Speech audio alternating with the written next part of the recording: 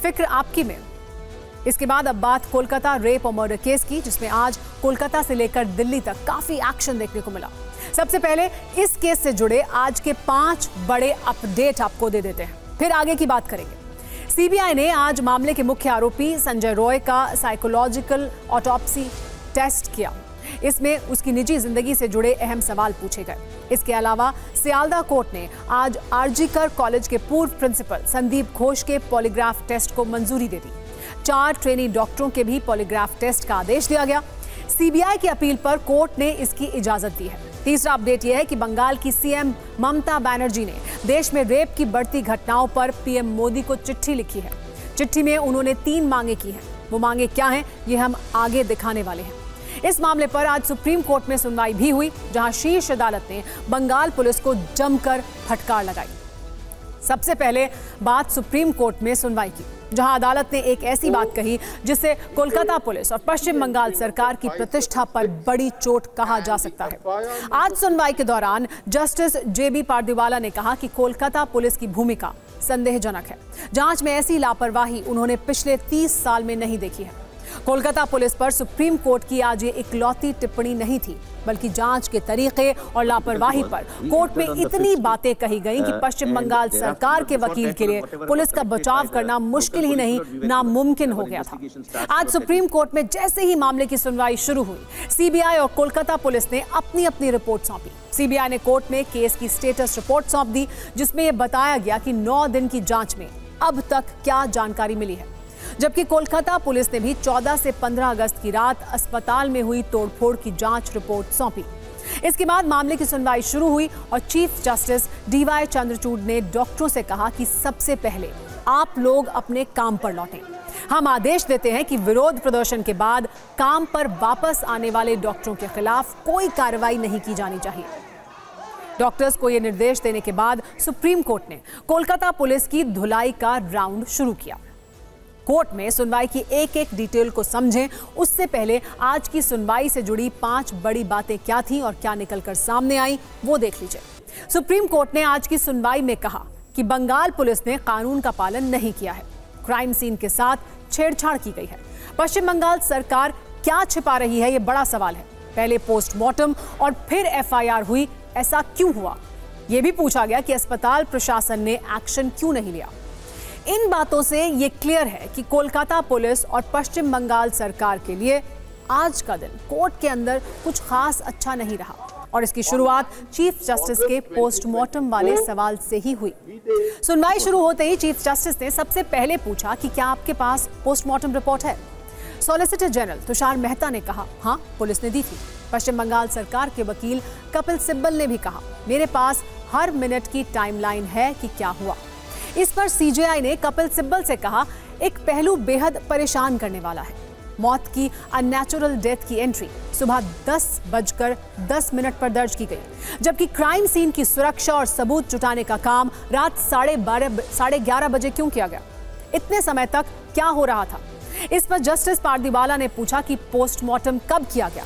कपिल सिब्बल ने जवाब दिया शाम को 6:10 से 7:10 के बीच।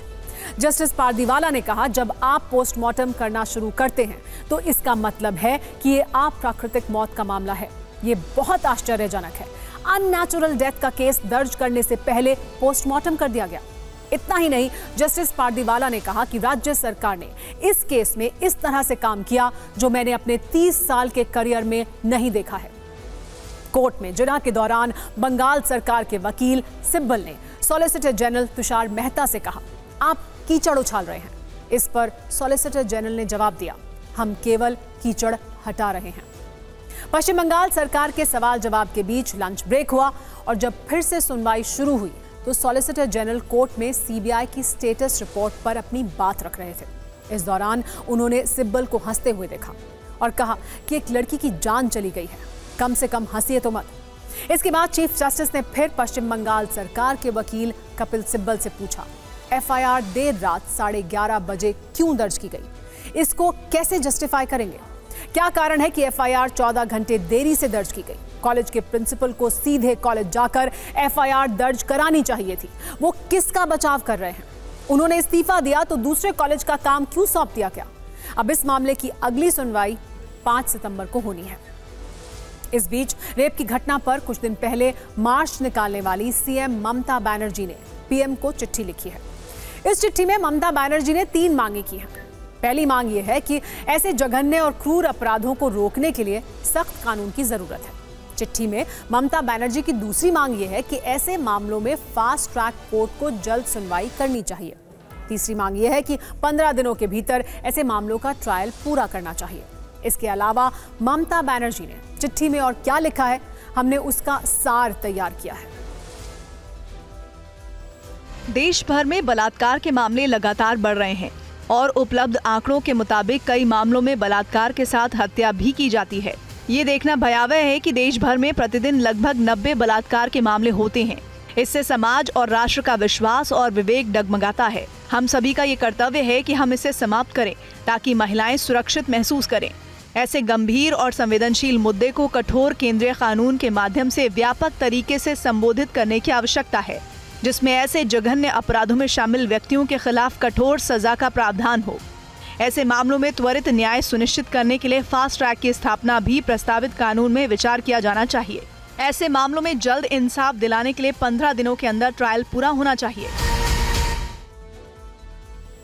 ममता केंद्र से सख्त कानून की मांग कर रही हैं। दूसरी तरफ पश्चिम बंगाल के राज्यपाल सीवी आनंद बोस राज्य सरकार की कार्रवाई पर सवाल उठा रहे हैं। उन्होंने कहा है कि सुप्रीम कोर्ट एक्शन चाहता है, पर पश्चिम बंगाल सरकार की ओर से एक्शन नहीं हो रहा है। कुछ कार्यवाही करना है, वो जरूर करना ही है। एक ट्रस्ट डेफिसिट है इस प्रशासन से। मिड कोर्स करेक्शन के लिए सरकार तैयार होना है। कैसा करेक्शन करना है, कौन सा करेक्शन करना है, उसके बारे में क्लियर डायरेक्शंस सुप्रीम कोर्ट ने दिया है। सुप्रीम कोर्ट के डायरेक्शन के अनुसार काम करो, जल्दी करो। लोगों की संदेह जो है वो डिस्पेल करना है, ये गवर्नमेंट का उत्तरदायित्व है। जिस वक्त कोलकाता रेप मर्डर केस के खिलाफ देश में आक्रोश है, उस वक्त एसोसिएशन फॉर डेमोक्रेटिक रिफॉर्म यानी एडीआर ने महिलाओं के खिलाफ क्रिमिनल मामलों वाले नेताओं की रिपोर्ट जारी की है। रिपोर्ट के अनुसार देश में 16 सांसदों और 135 विधायकों को मिलाकर कुल 151 जनप्रतिनिधियों पर महिलाओं के खिलाफ अपराध के मामले दर्ज हैं। इसमें बंगाल के जनप्रतिनिधियों की संख्या सबसे ज्यादा है।